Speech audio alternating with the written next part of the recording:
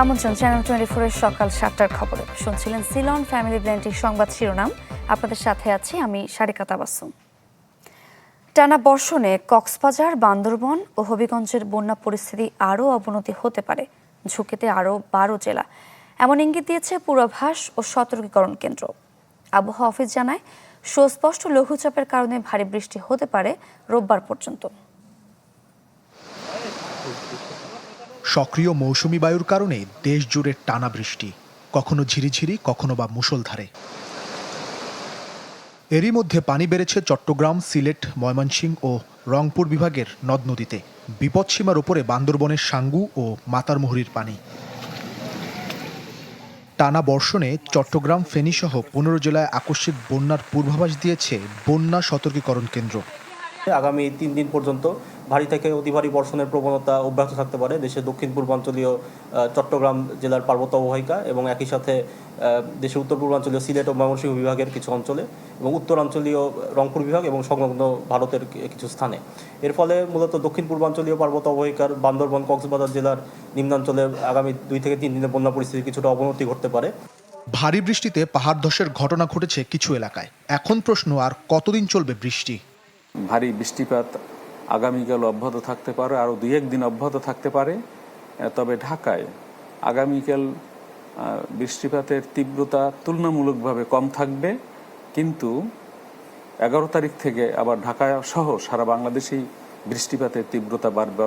পানি উন্নয়ন বোর্ড জানিয়েছে, ভারতে অতি ভারী বৃষ্টি হয়েছে মেঘালয়ের চেরাপুঞ্জিতে।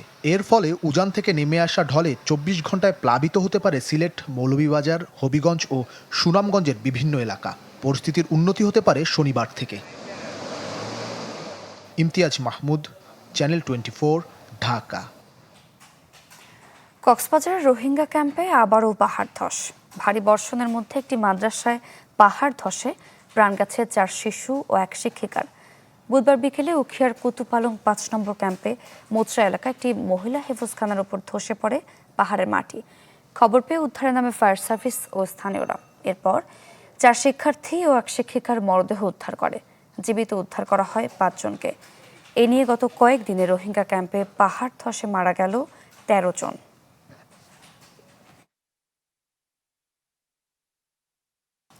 শেয়ার বাজার কেলেঙ্কারিতে হাজারো বিনিয়োগকারীদের যারা নিঃস্ব করেছে তাদের চিহ্নিত করে আইনি ব্যবস্থা নেওয়া হবে। সংসদে প্রশ্নোত্তর পর্বে একথা জানান প্রধানমন্ত্রী তারেক রহমান। আশ্বাস দেন পর্যায়ক্রমে প্রাথমিক ও মাধ্যমিক শিক্ষকদের বেতন বাড়ানোর। কার্যসূচি অনুযায়ী এখন প্রশ্নকাল শুরু হচ্ছে। বুধবার জাতীয় সংসদে বাজেট অধিবেশনের প্রশ্নোত্তর পর্বে সংসদ সদস্যদের বিভিন্ন প্রশ্নের জবাব দেন প্রধানমন্ত্রী তারেক রহমান। কথা বলেন সাম্প্রতিক নানা ইস্যুতে। প্রযুক্তি নির্ভর, লাভজনক। প্রধানমন্ত্রী জানান, এরই মধ্যে 17 উপজেলায় কৃষক কার্ডের পাইলট প্রকল্পের কাজ শেষ হয়েছে। পর্যায়ক্রমে বাড়ানো হবে এর পরিধি। কৃষকের ডিজিটাল ডাটাবেজ এবং সরকারি সেবা কৃষকের নিকট সরাসরি পৌঁছে দেবার জন্য কৃষক কার্ড বিতরণ কার্যক্রম শুরু করতে যাচ্ছে ইনশাল্লাহ সরকার। এর মধ্যে 17টি উপজেলায় পাইলট প্রকল্পের কাজ শেষ করা হয়েছে। এক প্রশ্নের জবাবে সরকার প্রধান বলেন, শেয়ার বাজার কেলেঙ্কারিতে জড়িতদের বিরুদ্ধে আইনানুগ ব্যবস্থা নেওয়া হবে। দুদক কয়েকজনের বিরুদ্ধে তদন্ত করে মামলা করেছে বলেও জানান তিনি। ধারাবাহিকভাবে শেয়ার মার্কেটের পতন ঘটিয়ে হাজার হাজার বিনিয়োগকারীদের নিঃস্ব করার জন্য যারা দায়ী তাদের চিহ্নিত করা সহ তাদের বিরুদ্ধে আইনানুগ ব্যবস্থা গ্রহণে বর্তমান সরকার পরিকল্পনা গ্রহণ করেছে। ইতিমধ্যে শেয়ার মার্কেটে কেলেঙ্কারি অভিযোগ দুদক কর্তৃক অনুসন্ধান কার্যক্রম পরিচালনা করা হয়েছে, যার প্রেক্ষিতে কতিপয় ব্যক্তিকে চিহ্নিত করে মালামাল সহ তাদের বিরুদ্ধে আইনানুগ ব্যবস্থা গ্রহণ করা হয়েছে। শিক্ষা ব্যবস্থার উন্নয়নে সরকারের বিভিন্ন পরিকল্পনা তুলে ধরেন প্রধানমন্ত্রী। জানান, প্রাথমিক ও মাধ্যমিক পর্যায়ের শিক্ষকদের বেতন পর্যায়ক্রমে বাড়ানোর উদ্যোগ নেওয়া হবে। আমরা শিক্ষা খাতে বাজেট 5 বছর শেষে 5% নিয়ে যেতে চাই। তারা যাতে সঠিকভাবে তাদের সময় এবং তাদের মেধা শিক্ষার্থীদের পেছনে ব্যয় করতে পারেন, সেই জন্য তাদের সম্মানই বাড়ানো প্রয়োজন বলে আমরাও মনে করি। পর্যায়ক্রমিকভাবে আমরা এই কাজটি ইনশাল্লাহ করব এই দেশে। কার্য উপদেষ্টা কমিটির সিদ্ধান্ত অনুযায়ী 9 জুলাই শেষ হবার কথা সংসদের চলতি অধিবেশন।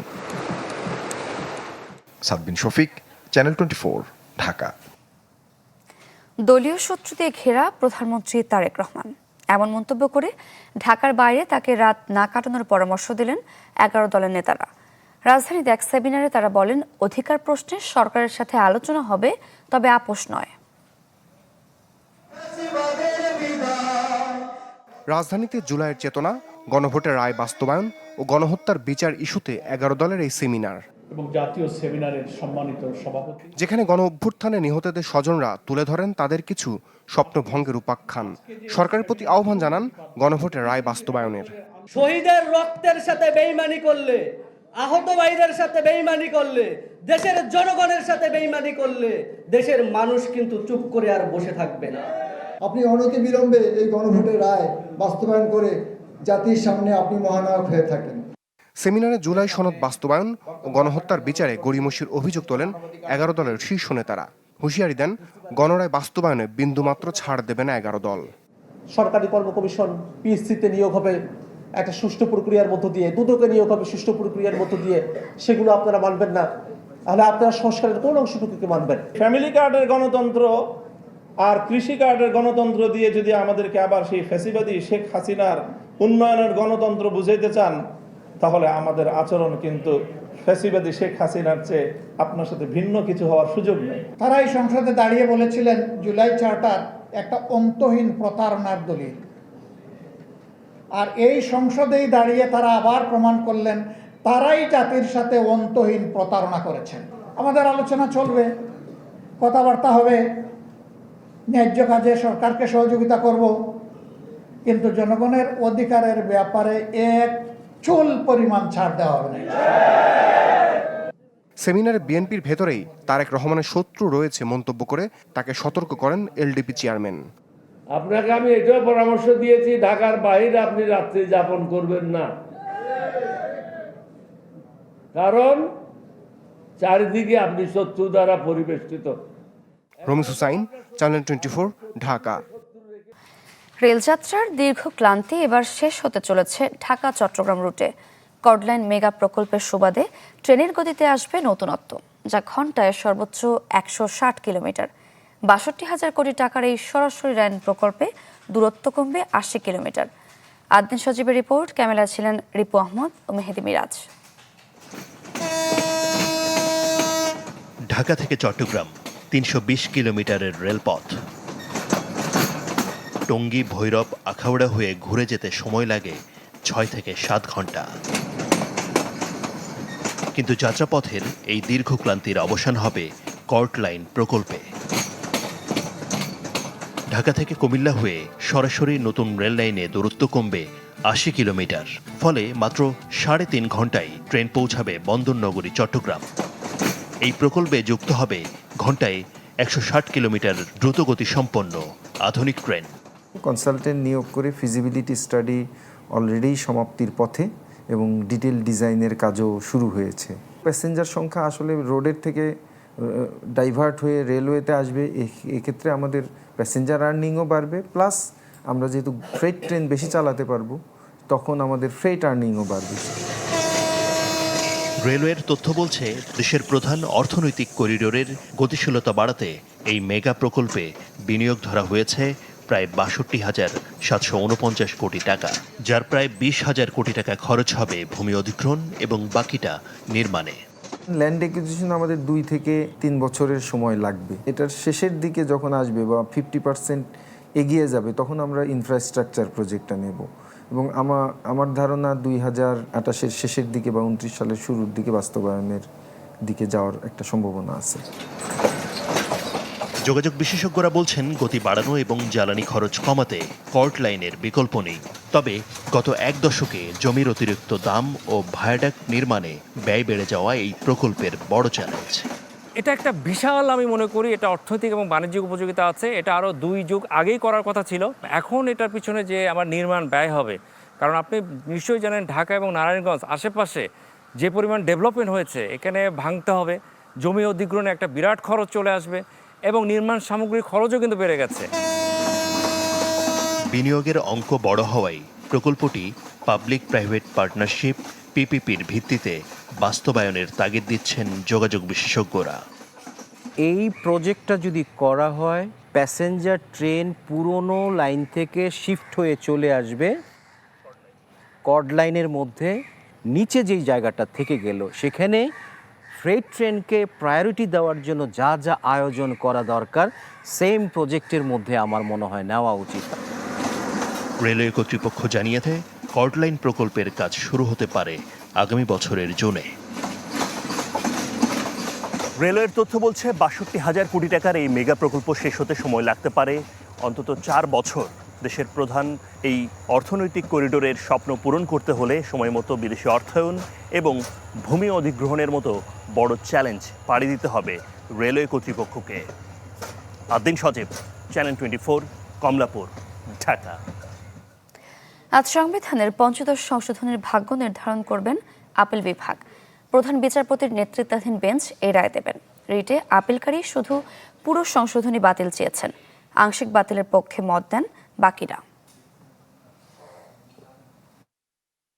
সংবিধানের ৫৪টি জায়গায় ছুরি চালিয়ে ২০১১ সালের ৩০ জুন পঞ্চদশ সংশোধনী আইন জাতীয় সংসদে পাশ করে তৎকালীন আওয়ামী লীগ সরকার। বাতিল হয় তত্ত্বাবধায়ক সরকার ব্যবস্থা। ৫ আগস্ট আওয়ামী লীগ সরকার পতনের পর সুপ্রিম কোর্টে প্রথমেই চ্যালেঞ্জ করা হয় আলোচিত এই সংশোধনী। ২০২৫ সালের ডিসেম্বরে তত্ত্বাবধায়ক সরকার এবং গণভোট বাদ দেয়া সংক্রান্ত সেই সংবিধান আইনের ২০ ও ২১ ধারা বাতিল ঘোষণা করেন হাইকোর্ট।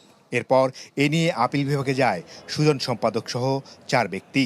শুনানি শেষে বৃহস্পতিবার রায়ের দিন ধার্য করেন আপিল বিভাগ।